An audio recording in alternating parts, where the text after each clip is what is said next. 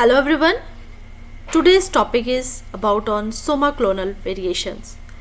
सबसे पहले मैं बात करूंगी कि सोमैटिक सेल्स से ही सोमाक्लोनल वेरिएशंस अराइज होती हैं.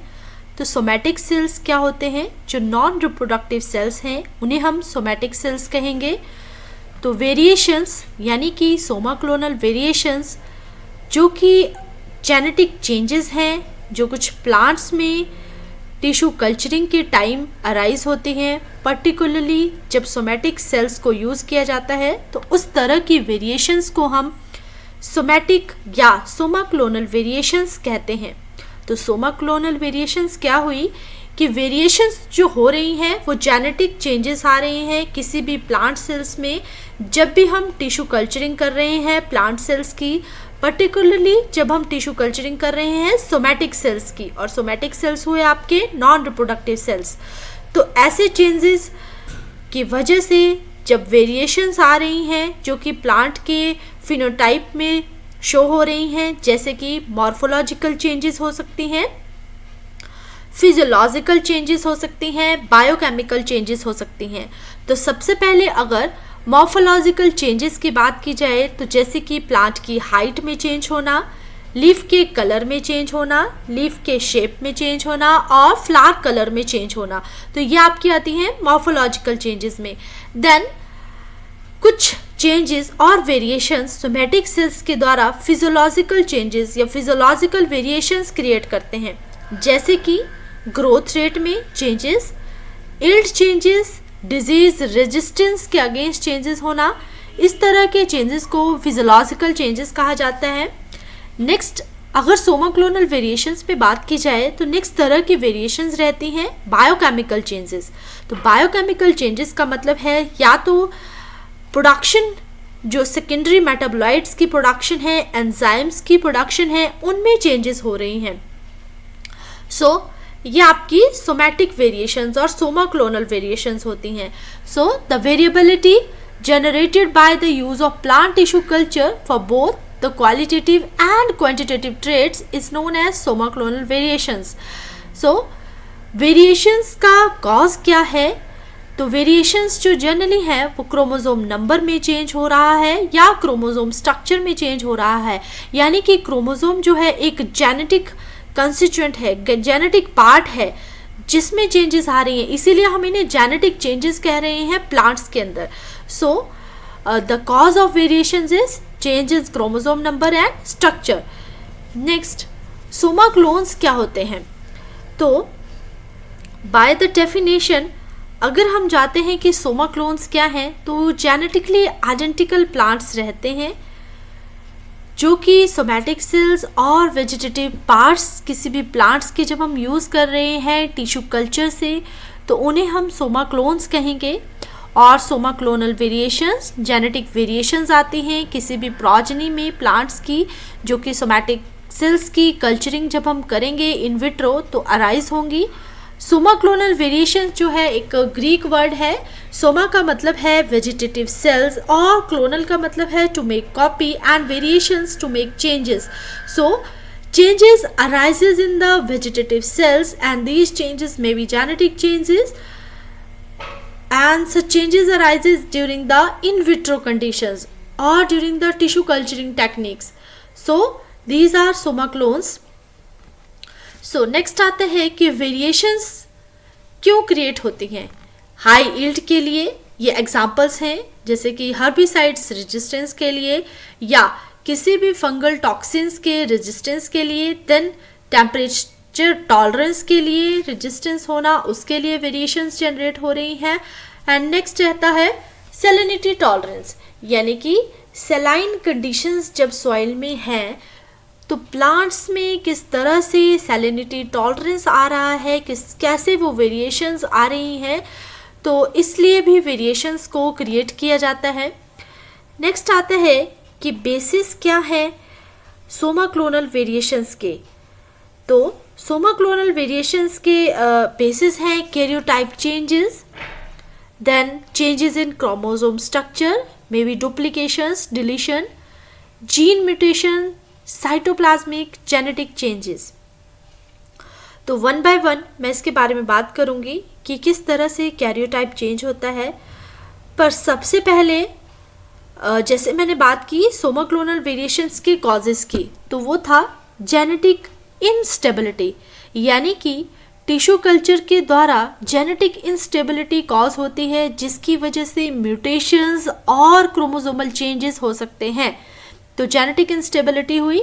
देन एपिजेनेटिक चेंजेस कॉज क्या है? सोमैटिक जो सोमाक्लोनल वेरिएशंस हैं, जैसे कि मैंने स्लाइड में बात की, सोमैटिक वेरिएशंस का जो चेंजेस का मतलब क्या है? जेनेटिक इंस्टेबिलिटी हो रही है। एपिजेनेटिक चेंजेस, तो एपिजेनेटिक चेंजेस में आपका आता है डीएनए की मिथाइलेशन, हिस्टोन मॉडिफिकेशन, इस तरह की टर्म्स आपने सुनी होंगी, तो उन्हें हम एपिजेनेटिक चेंजेस कहेंगे। देन हार्मोनल इन्फ्लुएंस, यानी कि किसी भी प्लांट ग्रोथ रेगुलेटर्स को जब हम यूज़ करेंगे टिश्यू कल्चर में, जिसकी वजह से जीन का एक्सप्रेशन इन्फ्लुएंस होगा और सोमाक्लोनल वेरिएशंस अराइज होंगी, तो उसे हम कहेंगे हार्मोनल इन्फ्लुएंस।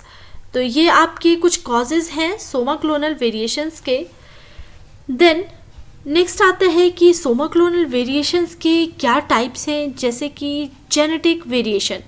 तो जेनेटिक वेरिएशंस का मतलब है जब डीएनए के सीक्वेंस में चेंज हो रहा है, म्यूटेशंस हो रही हैं, क्रोमोसोमल चेंजेस हो रहे हैं, तो gene mutations, chromosomal changes, karyotype changes, cytoplasmic genetic changes, तो इस तरह के चेंजेस को हम जेनेटिक वेरिएशंस कहेंगे। एपिजेनेटिक जो चेंजेस है, एपिजेनेटिक वेरिएशंस है, वो आपका आएगा डीएनए में चेंज आना, यानी कि डीएनए के जो सीक्वेंस है उसमें चेंज होना, जीन एक्सप्रेशन में चेंज होना, जीन का एक्सप्रेशन बदलना। देन क्रोमोसोमल वेरिएशंस, यानी कि क्रोमोसोम के नंबर और स्ट्रक्चर में वेरिएशंस होना, तो इन्हें हम कहेंगे सोमैटिक वेरिएशंस के टाइप। तो सबसे पहले बात की जाएगी कैरियोटाइप चेंजेस की, यानी कि कैरियोटाइप क्या होता है और सोमैटिक वेरिएशंस कैसे जनरेट होंगी कैरियोटाइप से। तो कैरियोटाइप एक कंप्लीट सेट है क्रोमोसोम का, यानी कि कोई भी इंडिविजुअल सेल है उसमें कंप्लीट सेट रहेगा क्रोमोसोम का। तो जब इस क्रोमोसोम में, यानी कि इस कैरियोटाइप में चेंज होगा due to alteration in number, structure और अरेंजमेंट ऑफ क्रोमोसोम, तीन तरह से जो चेंजेस आ रहे हैं वो आ रहे हैं नंबर से, यानी कि क्रोमोसोम के नंबर में चेंजेस होना, स्ट्रक्चर में, अरेंजमेंट ऑफ क्रोमोसोम में, तो इसे हम कहेंगे कैरियोटाइप चेंजेस। तो कैरियोटाइप चेंजेस में एन्यूपुलाइडी आएगा, polyploidy, translocation, deletion, duplication, inversion, chromosomal rearrangements. सबसे पहले अगर यहाँ पर बात की जाए कि किस तरह से कैरियोटाइप चेंजेस आ रहे हैं, तो एन्यूपुलाइडी का क्या मतलब है? एन्यूपुलाइडी क्या है? एन्यूपुलाइडी है गेन और लॉस ऑफ वन और मोर क्रोमोसोम। ध्यान से सुनिए कि गेन और लॉस ऑफ वन और मोर क्रोमोसोम, जिसकी वजह से एबनॉर्मल नंबरिंग हो रही है क्रोमोसोम की, उसे हम एन्यूपुलाइडी कहेंगे, जो कि कैरियोटाइप चेंजेस का फर्स्ट जो फैक्टर है वो है। देन पॉलीपुलाइडी। पॉलीपुलाइडी का मतलब है कि जब क्रोमोसोम के सेट में इंक्रीज होगा, यानी कि 3n, 4n और मोर क्रोमोसोम इंक्लूड होंगे, तो उसे हम कहेंगे पॉलीपुलाइडी। नेक्स्ट आता है ट्रांसलोकेशन। कैरियोटाइप चेंजेस का एक बेसिक है टाइप ट्रांसलोकेशन। ट्रांसलोकेशन के वर्ड से रेफर है कि transfer of a segment of chromosome to another chromosome, यानी कि जब एक सेगमेंट क्रोमोसोम के एक सेगमेंट से ट्रांसफर हो रहा है अनदर किसी क्रोमोसोम में, तो उसे हम कहेंगे ट्रांसलोकेशन, यानी कि किसी क्रोमोसोम के सेगमेंट ने अपनी जगह को बदल लिया है, अपने पोजीशन को चेंज कर लिया है और सेट हो गया है किसी अनदर क्रोमोसोम में। नेक्स्ट आएगा डिलीशन। डिलीशन का मतलब है कि loss of a segment of a chromosome, यानी कि सेगमेंट जो है वो ट्रांसफर नहीं हुआ, यद्यपि उसका लॉस हो गया, तो उसे हम कहेंगे डिलीशन। नेक्स्ट कैरियोटाइप चेंजेस आएगा डुप्लीकेशन, यानी कि क्रोमोसोम के किसी सेगमेंट की डुप्लीकेशन होना, उसे हम कहेंगे duplication of a chromosome. Then inversion. Inversion भी एक टाइप का कैरियोटाइप चेंज है। तो इन्वर्जन में क्या होगा कि जो जीन्स का ऑर्डरिंग है, यानी कि जीन्स जिस मैनर में क्रोमोसोमल सेगमेंट्स में अटैच हैं उसमें जीन्स की रिवर्सल हो जाएगी, जीन का ऑर्डर चेंज हो जाएगा, तो उसे हम कहेंगे inversion. Then chromosomal rearrangements. Chromosomal rearrangements का मतलब है कि changes in the chromosome segments और अरेंजमेंट्स, यानी कि क्रोमोसोम के अरेंजमेंट्स में चेंज होना, कि किस तरह से क्रोमोसोम्स किसी पर्टिकुलर डीएनए में अटैच हैं तो और किसी जेनेटिक हेरिडिटरी मटेरियल में अटैच हैं, तो जब उसमें चेंजेस आएंगे तो उसे हम कहेंगे chromosomal rearrangements. So this is all under the karyotype changes. So first आता है aneuploidy, polyploidy, translocation, deletion, duplication, inversion and then chromosomal rearrangements. Next हम बात करेंगे यूजेस ऑफ सोमाक्लोनल वेरिएशंस, यानी कि सोमाक्लोनल वेरिएशंस की क्या इंपॉर्टेंस है वेजिटेबल्स में। सबसे पहले कैरेट में, डॉकस कैरोटा में जो रेजिस्टेंस देखा गया ड्राउट के against using the somaclonal variants. Brinjal में स्ट्रेस टॉलरेंट सोमाक्लोनल्स की सिलेक्शन की गई। देन पोटैटो में हाई यील्डिंग जीनोटाइप डेवलप किया गया due to somaclonal variants. Ginger में विल्ट पैथोजन के अगेंस्ट टॉलरेंस के लिए सोमाक्लोनल वेरिएशंस का यूज़ किया गया। टर्मरिक में एसेंशियल ऑयल की हाई यील्ड के लिए सोमाक्लोनल का वेरिएशंस का अराइज किया गया। देन क्या क्या स्टेप्स इन्वॉल्व होते हैं इंडक्शन और सिलेक्शन में सोमाक्लोनल वेरिएशंस की, तो सबसे पहले मैंने बात की थी टिश्यू कल्चरिंग, यानी कि टिश्यू कल्चरिंग एक इम्पॉर्टेंट स्टेप है जिसकी वजह से ही सोमाक्लोनल वेरिएशंस यानी कि रिप्रोडक्टिव नॉन रिप्रोडक्टिव पार्ट्स में जो है वो वेरिएशंस अराइज होती हैं। तो नेक्स्ट आता है सोमाक्लोनल वेरिएशंस जब अराइज होंगी वो कैसे होंगी, जब कैलस की कल्चरिंग करेंगे तो ऑर्गेनोजेनेसिस की जाएगी फर्स्ट स्टेप। देन रीजनरेट करेंगे प्लांट्स को, then after we will go for the hardening करेंगे उस प्लांट की, and the variants arises are somaclonal variants. So इस तरह से सोमाक्लोनल वेरिएशंस को अराइज किया जा सकता है। देन मैकेनिज्म क्या है सोमाक्लोनल वेरिएशंस का, तो और जैसे कि सेकंड मैंने बात की थी जीन म्यूटेशंस की, तो जीन म्यूटेशंस जो है वो एक मेजर जो मैकेनिज्म है, जिसे आप कह सकते हैं सोमैटिक वेरिएशन का मैकेनिज्म है जीन वेरिएशन या जीन म्यूटेशंस। तो जीन म्यूटेशंस जैसे कि पॉइंट म्यूटेशंस हो सकती हैं, फ्रेम शिफ्ट म्यूटेशंस का नाम सुना होगा आपने, chromosomal mutations. Then mechanism of somatic variations, mechanism में सबसे पहले जेनेटिक वेरिएशंस जिन्हें कि हम हेरिटेबल वेरिएशंस भी कहते हैं। तो सबसे पहले pre existing variations in the somatic cell of the explant, then these are caused by mutations and other DNA changes. These occurs at high frequency. So genetic variation किसी भी सोमैटिक सेल में पहले से प्री एग्जिस्ट कर रही हैं, heritable है यानी कि पहले से ही प्रेजेंट है उस एक्सप्लांट में। जब हम उसकी कल्चरिंग कर रहे हैं, ऑर्गेनोजेनेसिस कैरी आउट कर रहे हैं, उस प्लांट की हार्डनिंग कर रहे हैं, तो क्या होगा कि जो म्यूटेशंस होगी और कुछ डीएनए में बहुत सारे चेंजेस हुए होंगे एट अ हाई फ्रिक्वेंसी, उसकी वजह से जेनेटिक वेरिएशन जो है वो राइज होगी। तो जेनेटिक वेरिएशंस जो हैं डीएनए के चेंजेस कैसे हो रहे हैं, यानी कि जब न्यूक्लियोटाइड्स में चेंजेस हो रहा है या तो इंसर्शन हो रही है, डिलीशन हो रही है न्यूक्लियोटाइड्स में। सेकंड आएगा क्रोमोसोमल म्यूटेशन, क्रोमोसोम के स्ट्रक्चर में चेंज होना, ट्रांसलोकेशन, डिलीशन और डुप्लीकेशन होना, इसे हम क्रोमोसोमल म्यूटेशन कहेंगे। देन जीनोमिक म्यूटेशंस का मतलब है कि जो लार्ज स्केल पे किसी भी पर्टिकुलर जीन को एम्पलीफाई कर रहा है, उसे डिलीट कर रहा है, तो इसे हम जो है जीनोमिक म्यूटेशंस कहेंगे। सो जेनेटिक वेरिएशंस की जो कॉज है वो म्यूटेशंस रहता है, या आप कह सकते हैं जीन का फ्लो होना, यानी कि जब जीन मूवमेंट हो रही है एक पॉपुलेशन से दूसरी पॉपुलेशन की तरफ। देन जेनेटिक ड्रिफ्ट का मतलब है कि जब रैंडम चेंजेस हो रहे हैं किसी भी जीन में, जीन की फ्रिक्वेंसी में बाय द ओवर टाइम, सो इसे हम कहेंगे जेनेटिक वेरिएशंस। नेक्स्ट आता है, ये जेनेटिक वेरिएशंस तो हुई आपकी हेरिटेबल वेरिएशंस।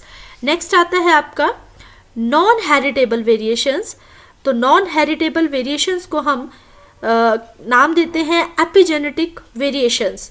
तो जैसे कि नाम से ही क्लियर है कि जो वेरिएशंस कल्चरिंग के समय, किसी भी जब एक्सप्लांट की कल्चरिंग कर रहे हैं उस समय जनरेट हो रही हैं, जो कि टेम्परेरी फिनोटाइपिक चेंजेस हो सकते हैं और लो फ्रिक्वेंसी पे अराइज हो रही हैं, तो उसे हम एपिजेनेटिक वेरिएशंस कहेंगे। यानी कि these are not heritable one, these arises in an organism traits that are not caused by the genetic factor and are not possessed by that offspring of the plant. So जो non heritable variations हैं वो environmental variations हो सकते हैं, यानी कि जब environmental factors like climate, nutrition और एक्सपोजर करेंगे किसी भी टॉक्सिन्स के लिए, या फिर आप कह सकते हैं प्लांट ग्रोथ रेगुलेटर्स के लिए, तो उससे भी वेरिएशंस अराइज हो सकती हैं। देन डेवलपमेंट वेरिएशंस, यानी कि जब सेल डिवीज़न हो रहा है, जब हम कल्चरिंग कर रहे हैं टिश्यूज़ की, एक्सप्लांट्स की, तो उस टाइम पे भी वेरिएशंस अराइज हो सकती हैं due to some random events. So इस तरह के वेरिएशंस जब कॉज हो रही हैं सोमैटिक सेल्स में, तो इन्हें हम सोमैटिक म्यूटेशंस भी कह सकते हैं। और ये जो म्यूटेशंस हैं ये जो ऑफस्प्रिंग रहेगा यानी कि अदर प्लांट्स होगा उसमें ट्रांसफ़र नहीं होंगी, सो इसीलिए हम इन्हें नॉन हेरिटेबल वेरिएशंस कह रहे हैं। मैंने बात की थी कि फिजियोलॉजिकल कॉजेज़ की वजह से वेरिएशंस हो सकती हैं, बायोकेमिकल कॉजेज़ की वजह से, देन जेनेटिकल कॉजेज़ की वजह से भी वेरिएशंस हो सकती हैं। तो ये जो वेरिएशंस हैं ये सोमाक्लोनल वेरिएशंस की राइज करने में हेल्प करती हैं। तो जो जेनेटिक कॉजेज़ है वो आपका जनरली जेनेटिक वेरिएशंस की वजह से ही अराइज हो रही हैं, जैसे कि जीन में चेंजेस होना, डीएनए में ऑल्ट्रेशन होना, देन डीएनए की सीक्वेंसिंग में चेंज होना जिसकी वजह से क्रोमोसोमल चेंजेस हो सकते हैं। देन जो बायोकेमिकल कॉजेज़ हैं, बायोकेमिकल कॉजेज़ का जो डायरेक्ट मतलब है वो है कि किसी भी जैसे जो डीएनए है, डीएनए में जो न्यूक्लियोटाइड्स के सीक्वेंस है उनमें जो मिथाइलेशन हो रही है उनमें चेंजेस होना, तो इन्हें हम बायोकेमिकल चेंजेस कहेंगे या biochemical cause of somatic variations कहेंगे, सोमाक्लोनल वेरिएशंस का नाम देंगे। देन फिजियोलॉजिकल कॉजेज़ में जब हम किसी भी टिश्यू कल्चर के प्लांट को टिश्यू कल्चरिंग कर रहे हैं, किसी प्लांट की, एक्सप्लांट की, उसमें ग्रोथ रेगुलेटर्स को यूज़ कर रहे हैं, ग्रोथ रेगुलेटर्स से एक्सपोज कर रहे हैं, तो उसे हम ये हमारी कल्चरल कंडीशंस है, यानी कि फिजियोलॉजी चेंज हो रही है उस ग्रोथ रेगुलेटर को यूज़ करने की वजह से। ये आपकी आती हैं फिजियोलॉजिकल कॉजेज़ में। जेनेटिक चेंजेस में मैंने क्रोमोसोम नंबर और क्रोमोसोम स्ट्रक्चर में चेंजेस की बात की थी। देन क्रोमोसोम नंबर में एन्यूपुलाइटी का बात की थी कि कैसे गेन और लॉस जब एक क्रोमोसोम का एक से ज़्यादा क्रोमोसोम का हो रहा है तो उसे हम एन्यूपुलाइटी कहेंगे। पॉलीपुलाइटी का मतलब है गेन या लॉस होना पूरे के पूरे क्रोमोसोम का। ट्रांसलोकेशंस, देन इन्वर्जन मतलब कि किस तरह से जो आपका क्रोमोसोम के पीसेस हैं वो इन्वर्ट हो रहे हैं, यानी कि सेगमेंट्स की इन्वर्जन हो रही है, तो ये आपके जो आपके आते हैं इन्वर्जन में। देन डिलीशन, यानी कि पूरे के पूरे जो क्रोमोसोम है, सेगमेंट है, क्रोमोसोम का सेगमेंट है, उसकी डिलीशन हो रही है। देन पॉलीपुलाइटी में गेन हो रहा है मोर नंबर ऑफ क्रोमोसोम सेट्स का। देयर आफ्टर ट्रांसलोकेशन का मतलब है किसी एक सेगमेंट का या ट्रांसफ़र होना अनदर सेगमेंट में, अनदर क्रोमोसोमल सेगमेंट पे। देन क्रोमोसोम स्ट्रक्चर में किस तरह से चेंजेस आ सकते हैं, डिलीशन, इन्वर्जन, डुप्लीकेशन और ट्रांसलेशन, या जिसे हम ट्रांसलोकेशन भी कहते हैं। तो वन बाय वन मैंने डिस्कस किया था कि डिलीशन मतलब loss of segment of a chromosome. Inversion का मतलब है कि जब एक जो सेट है क्रोमोसोम की, जो सेगमेंट्स में जीन्स की जो अरेंजमेंट है उनमें रिवर्सल हो रही है, उसके ऑर्डर में रिवर्सल हो रहा है, तो उसे हम कहेंगे इन्वर्जन। देन ट्रांसलोकेशन मतलब कि ट्रांसफ़र हो रहा है कोई एक सेगमेंट क्रोमोसोम का अनदर क्रोमोसोम में।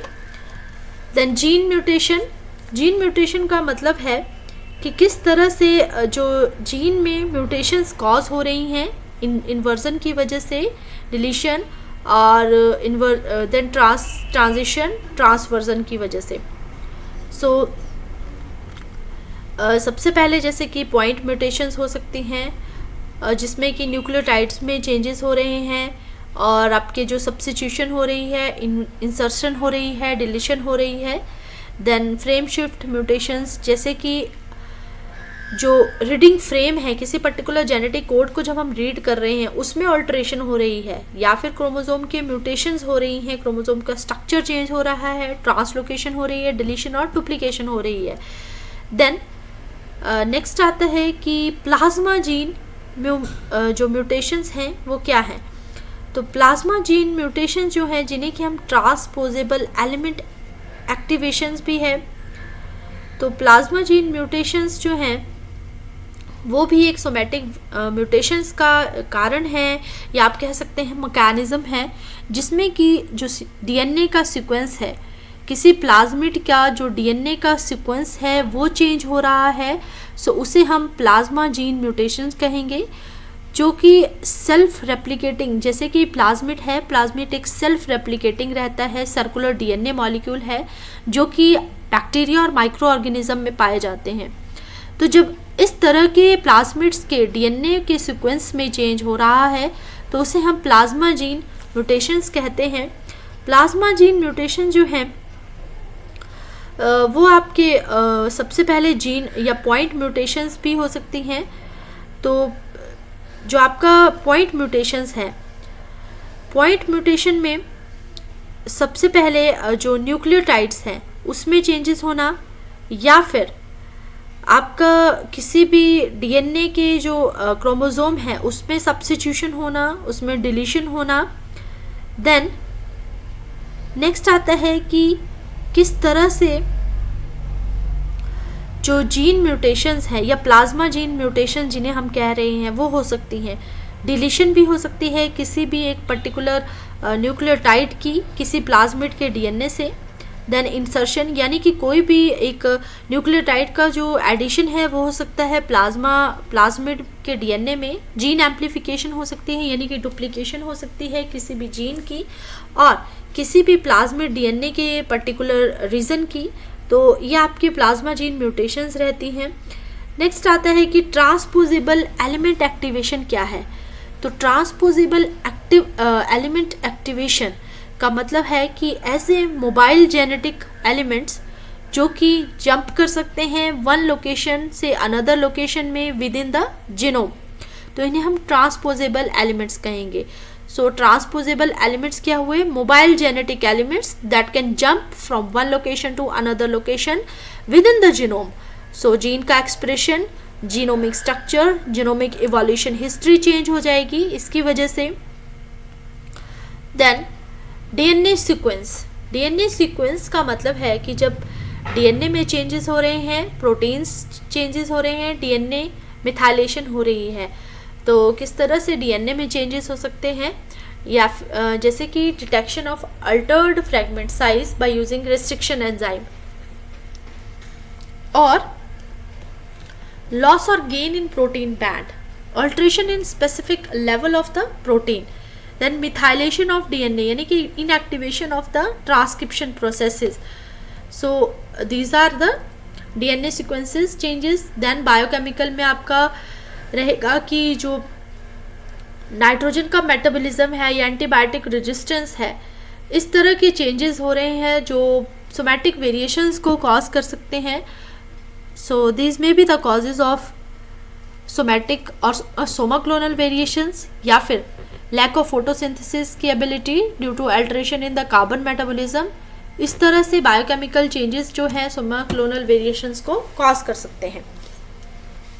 तो मैकेनिज्म में मैंने बात की थी karyotype changes, chromosomal rearrangement, nucleotide pool balance, cryptic transposable elements, gene amplification, somatic gene rearrangements and somatic crossing over.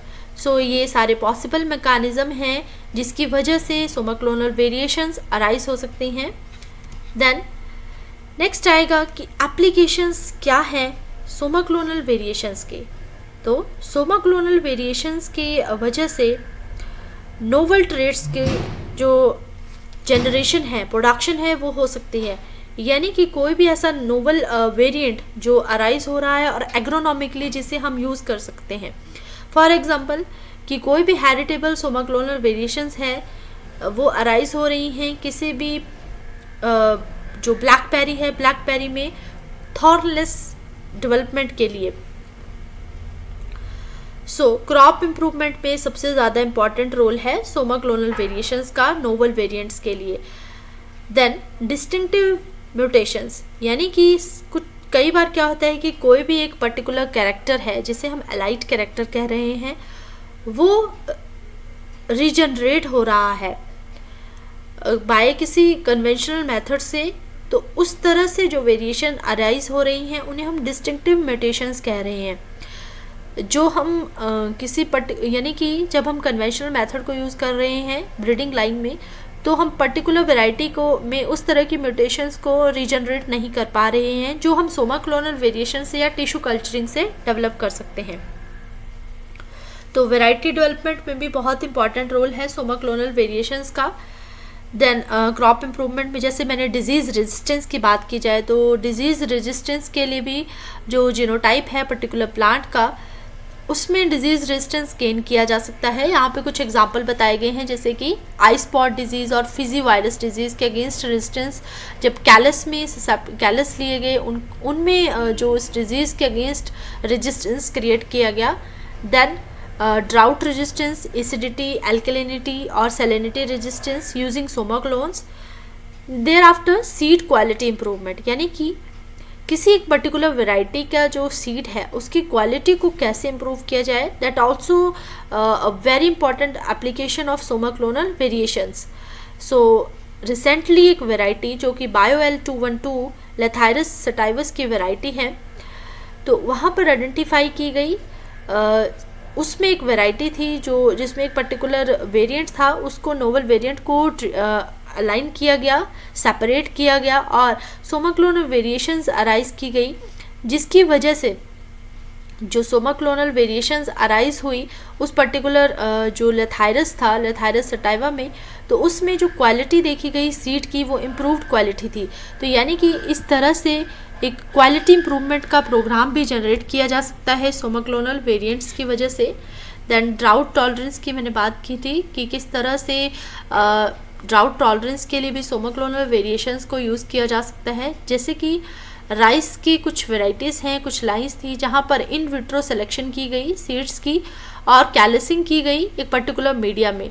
उस मीडिया में पॉलीइथिलीन ग्लाइकोल की प्रेजेंस थी जो कि एक सेलेक्टिव एजेंट है जिसमें ड्राउट के अगेंस्ट काम करने की क्षमता थी। तो उसमें टिश्यू कल्चरिंग कंडीशंस में इस तरह से ड्राउट टॉलरेंस प्लांट की प्रोडक्शन की गई।